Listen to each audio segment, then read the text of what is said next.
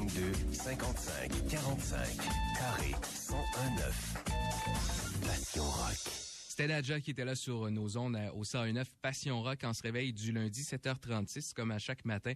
On s'entretient avec un intervenant au niveau d'un dossier de l'actualité régionale. Ce qui fait couler beaucoup d'encre et dépenser beaucoup de salive dans les derniers mois, c'est le projet éolien de l'érable qui actuellement, là, on sait qu'on a déposé, le BAP a déposé son rapport au niveau du gouvernement. La ministre de l'Environnement qui devrait incessamment, là, dans les prochains jours, prochaines semaines, dévoiler tout ça en lien avec le projet éolien qui pourrait avoir lieu à Saint-Ferdinand, Saint-Pierre-Baptiste et Sainte-Sophie d'Halifax, mais il va falloir construire tout ça. Alors, on parlait de ce volet-là, justement, avec Danny Caron, qui est commissaire industriel au CLD de l'érable. Ça va bien, Monsieur Caron? Ça va très bien, Yannick. Merci de vous être déplacé ce matin pour venir nous jaser de tout ça, parce que on a franchi une étape, même si, justement, on est encore dans l'attente actuellement. Faut prévoir s'il y a un oui, si on y va avec l'affirmative, à construire tout ça. C'est un vaste projet, ça dépasse les 400 millions. Alors, les appels d'offres, finalement, au niveau du promoteur, on a fait un pas de plus. On y allait beaucoup avec la parole. Là, finalement, on a fait le pas de plus au niveau légal pour dire que oui, on va prioriser la sous-traitance locale. Ça, c'est une bonne nouvelle. Oui, c'est une très bonne nouvelle. En fait, on a créé un comité au CLD qui est le comité de maximisation des retombées économiques. Mm-hmm.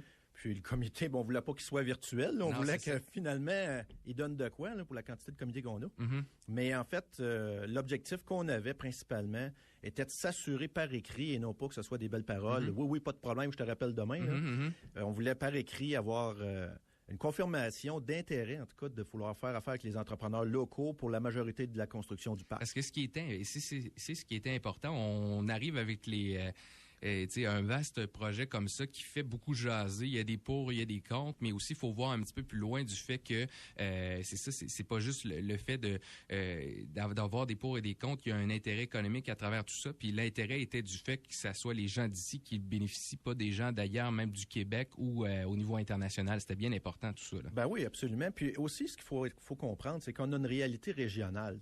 La MRC de l'érable, c'est 23 000 habitants. On n'est pas à Montréal. Non. Un projet de 400 millions, là, la construction du parc s'est évaluée à 89 millions. Ouais, c'est ça. Au complet.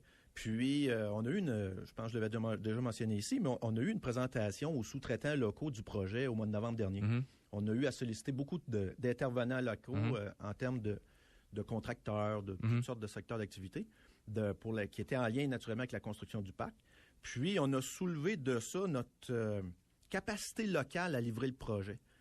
Comme de la gestion de projet, on n'a pas personne sur le territoire qui est capable d'en faire. Fait que ça, c'est sûr que c'est donné à l'extérieur. Par contre, il y a 2 bâtiments à faire. Ça, il n'y a aucun problème. Les entrepreneurs locaux sont en mesure de les faire. Ce qui veut dire que quand on va recevoir les appels d'offres à valeur égale puis à travail égal, ça veut dire, si c'est un entrepreneur de Plessisville, de Sainte-Sophie, même qu'on y va vraiment précis dans le fait que on va même prioriser les entrepreneurs des 3 municipalités qui sont concernées. Puis là, ensuite, on va y aller de plus en plus large. Oui, c'est exactement ça. C'est-à-dire que faut être conscient aussi que c'est pas un projet public, c'est un projet privé. C'est ça.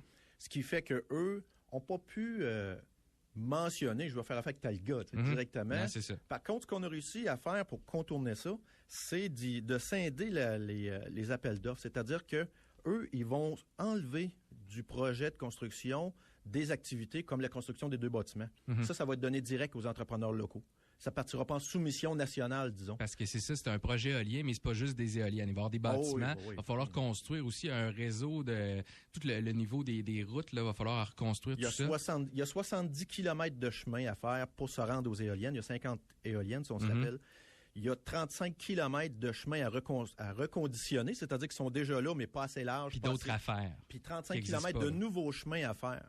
Fait que ça, ça doit être fait, là, à partir écoutez, si on a la réponse de la ministre le 1er mai, le 2 mai, ça commence à se dire. C'est ça. Ça niaisera pas, là.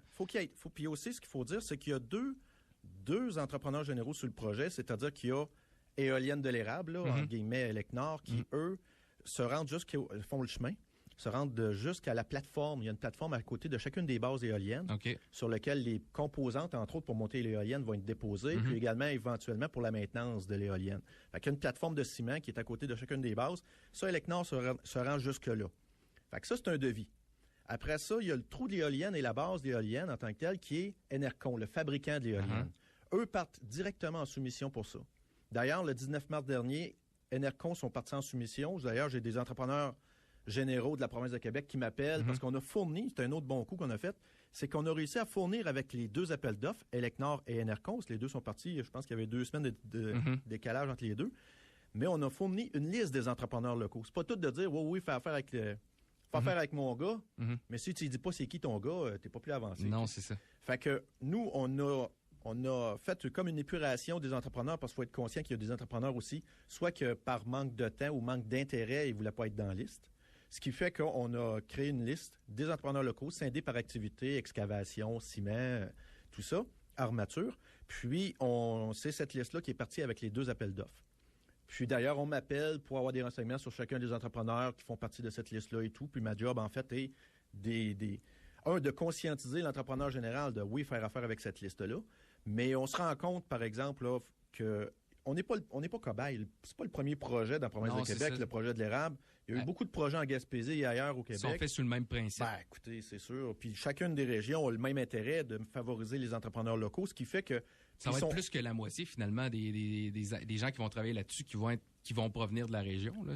Oui. C'est pas trop, Écoutez, trop être positif, lancer ça. Là. En ordre de grandeur, là, si on se fie aux chiffres, parce qu'il y a une autre chose aussi, c'est qu'on nous fournit des chiffres, mais il faut les valider. Hein, c'est-à-dire que l'entrepreneur généraux, tu vends ton auto, tu dis elle vaut 20 000, mais moi, je ne me fierai pas à toi. Je vais aller au garage, je vais voir si ça vaut vraiment 20 000 avant de te donner 20 000. Surtout quand on est dans des projets comme ça, des vastes projets majeurs comme ça, là, on en fait des contre-expertises. Exactement ça. En ordre, là, ce que je peux mentionner, c'est que le projet là, qui a été mentionné, c'est 89 millions pour la construction. De retombées économiques locales. Locales étant la MRC de l'érable. On inclut naturellement les trois municipalités qui font partie du projet.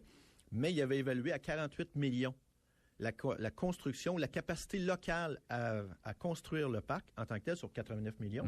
Fait que moi, ce que j'ai fait, c'est qu'en validant avec les entrepreneurs locaux ce qu'on était en mesure de faire, ce qu'ils avaient le temps de faire aussi, parce qu'ils ne laisseront pas tomber leur clientèle parce qu'on a la construction du parc pendant 18 mois. C'est ça. Fait que tout ça nous a ramené à environ 38 millions de retombées économiques locales là, qu'on pourrait... En tout cas, c'est mon target. OK. Ben, c'est ça. Je ne cacherai pas que si on a 33 millions, là, on s'ouvrira une bouteille de vin pareil. Là. Mais puis des projets de 38-35 millions. Là, c'est rare qu'on voit ça, c'est ça dans l'érable. Ouais, depuis 2 ans et demi que je suis là, j'ai jamais vu ça. Alors, 18 mois justement de construction qui pourrait commencer là, dès ce printemps. Tu n'es pas dans le secret des dieux pour savoir quand on va avoir la réponse. Ça serait un fantasme ultime de le savoir. Là. Non, mais on fait tout comme si ça fonctionnait. C'est ça. Mais le maximum est le 1er mai, 2 mai, là, le BAP a déposé le rapport le 2 mars à 60 jours pour prendre sa décision. On va voir ça. Merci beaucoup, M. Caron. Ça me fait plaisir. Danny Caron, commissaire industriel au CLD de l'érable, pour parler de ce projet éolien, leur retombée locale qui pourrait être assez importante pour les entrepreneurs, justement, de la MRC et de l'érable. Pour l'instant, l'argent fait le bonheur, justement, avec les respectables 7h43.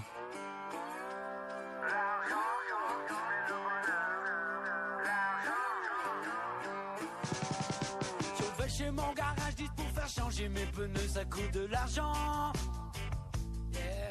Je vais chez mon barbier pour faire couper mes cheveux, ça coûte de l'argent. Oui, l'argent fait le bonheur. Je vais au magasin pour m'acheter des cossins, toujours l'argent. Yeah. Je veux manger des bananes, manger des dîners en canne, mais j'ai pas d'argent. C'est ça qui est le mal.